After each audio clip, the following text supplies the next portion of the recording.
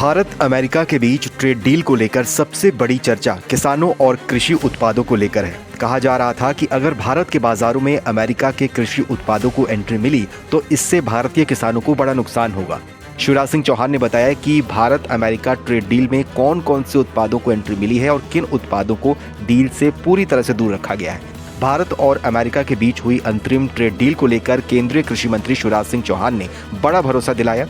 भोपाल में press conference करते हुए शिवराज सिंह चौहान ने कहा है कि ये डील ऐतिहासिक है और पूरी दुनिया को ये संदेश देती है कि भारत की नीति समझौते की है, समझौते में झुकने की नहीं है। उन्होंने दो टूक कहा है कि किसानों के हितों पर कोई आंच नहीं आने दी जाएगी और इस समझौते में ऐसा कोई भी उत्पाद शामिल नहीं है जिससे भारतीय किसानों को नुकसान पहुंचे। शिवराज सिंह चौहान ने साफ किया है कि भारत में किसी भी प्रकार के जीएम कृषि उत्पादों यानी ऐसे उत्पाद जिनके डीएनए को आधुनिक जैविक प्रौद्योगिकी के द्वारा बदला या फिर संशोधित किया गया है, ऐसे किसी भी उत्पाद को भारतीय बाजार में एंट्री नहीं मिलेगी। केंद्रीय कृषि मंत्री ने कहा है कि इस ट्रेड डील में सभी संवेदनशील कृषि उत्पादों को पूरी तरह से बाहर रखा गया है। सोयाबीन, मक्का, चावल, गेहूं, चीनी, मोटे अनाज, पोल्ट्री, डेयरी, केले, स्ट्रॉबेरी, चेरी, खट्टे फल, हरी मटर, काबुली चना, मूंग, तिलहन, इथेनॉल और तंबाकू जैसे उत्पादों पर किसी भी तरह की टैरिफ छूट नहीं दी गई है। उन्होंने कहा है कि सबसे ज्यादा चिंता हमारे प्रमुख अनाजों को लेकर थी और ये पूरी तरह से सुरक्षित रखे गए हैं। भारतीय किसानों को नुकसान हो ऐसा कोई उत्पाद सम्मिलित नहीं किया गया है। सभी ऐसी वस्तुओं को समझौते के बाहर रखा गया है।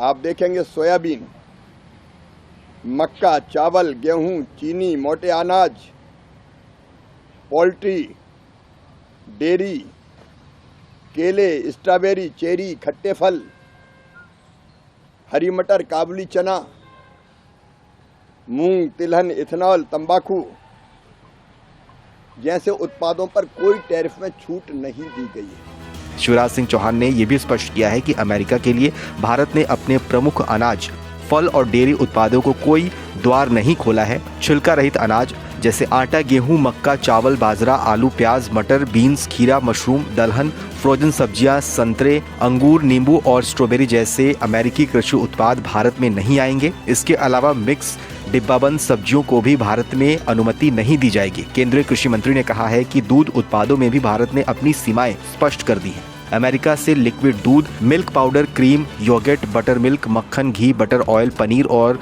चीज को भारत में प्रवेश नहीं मिलेगा। इससे भारतीय डेयरी सेक्टर और किसान परिवारों की आजीविका पूरी तरह से सुरक्षित रहेगी।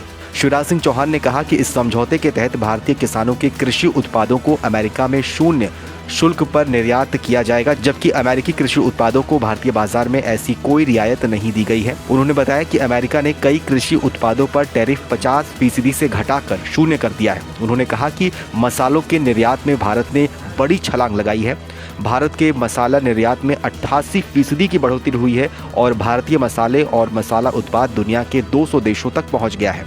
साल 2024-25 में भारत का कुल निर्यात $4.45 बिलियन तक पहुंच चुका है।